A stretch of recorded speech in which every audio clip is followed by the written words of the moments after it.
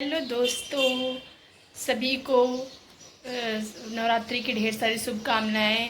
प्रेम से बोलो जय माता दी। दोस्तों, आज नवरात्रि का दूसरा दिन है, तो हम सब कल मैंने आप सभी को कलश रखने के लिए बताया पूजा कैसे करते हैं। आज मैं आपको बताऊंगी कि इस 9 दिन के नवरात्रि में हम दुर्गा सप्तशती का पाठ कैसे करें। पूरा पाठ विधि बताएंगे, पाठ को कैसे स्टार्ट किया जाता है। आइए दोस्तों, चलिए दिखाती हूँ मैं आपको। हेलो दोस्तों, हैप्पी नवरात्रि आप सभी को। तो आज नवरात्रि का दूसरा दिन है। तो कल मैंने आप सभी को बताया कि नवरात्रि के पहले दिन पूजा कैसे स्टार्ट करते हैं, कलश कैसे स्थापना करते हैं। आज मैं आपको बताऊंगी कि नवरात्रि के 9 दिनों में दुर्गा सप्तशती का पाठ कैसे करते हैं। 9 दिन में कैसे हम पाठ करते हैं, कैसे उनकी आरती करते हैं, आज मैं आपको बताऊंगी। तो आप लोग ब्लॉग के एंड तक बने रहिएगा, मैं आपको पूरा बताऊंगी एकदम डिटेल में।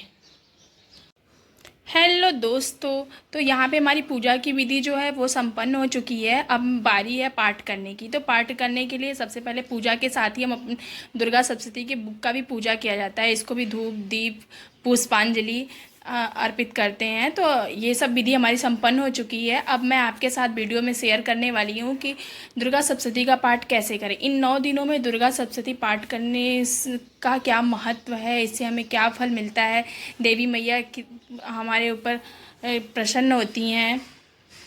दुर्गा सप्तशती पाठ में संस्कृत और हिंदी दोनों होता है। अगर आप संस्कृत का उच्चारण सही से नहीं कर पाते हो तो आप हिंदी में पाठ कर सकते हो, और जिसको संस्कृत अच्छे से आती है वो संस्कृत में कर सकता है। पर फल दोनों का सेम है, आप हिंदी में पढ़ो या संस्कृत में पढ़ो, दोनों का महत्व उतना ही है। अगर आप बस पाठ करने से ही दोनों का महत्व तो सेम रहेगा, आप हिंदी में करो चाहे संस्कृत में करो। मैं आपको बताने जा रही हूँ कि दुर्गा सप्तशती में कुल 13 अध्याय होते हैं, और इन 13 अध्याय को हम कैसे पढ़ते हैं ये आपको मैं विस्तार में बताती हूँ।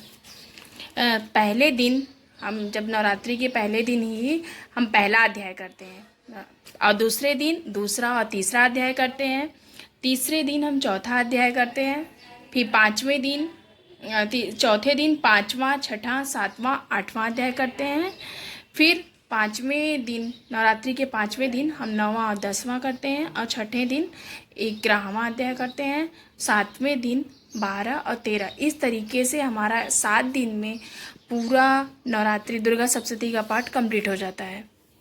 अब मैं आपको पाठ करने की नियम विधि बताती हूँ कि पाठ करने के लिए हमें सबसे पहले क्या करना चाहिए। तो पाठ करने से पहले हमें जब हम शुरुआत करते हैं तो उसके पहले हम कवच पढ़ते हैं। कवच, अर्गला, कील, रात्रि स्तोत्रम, देवी सूक्तम, ये सब पढ़ने के बाद फिर हम पाठ शुरू करते हैं। जो भी हमारा पाठ रहेगा, पहला अध्याय दूसरा अध्याय, तो जब हम पहले पाठ करने से पहले हम कवच, अर्गला, कीलक ये सब करने के बाद डेली जैसे हम पहले दिन करेंगे वैसे हम डेली करेंगे। कवच, अर्गला, कील, सिद्ध कुंजिका स्तोत्रम, ये सब करने के बाद हम पाठ आरंभ करते हैं। फिर पाठ जब हमारा ख़त्म हो जाता है, एक अध्याय हो जाए, जो भी अध्याय हो जाए, उसके बाद हम ये फिर से निर्वाण यंत्रम करते हैं, नव निर्वाण यंत्रम करते हैं। फिर पाठ के अंतिम में हम क्षमा याचना यंत्र जरूर करें। क्षमा याचना यंत्र जो है वो सब इसी दुर्गा सप्तशती बुक में ही है आपके।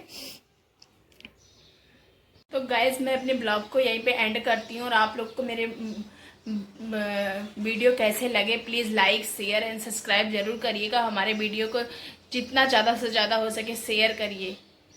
Okay, bye bye, happy Navratri, जय माता दी।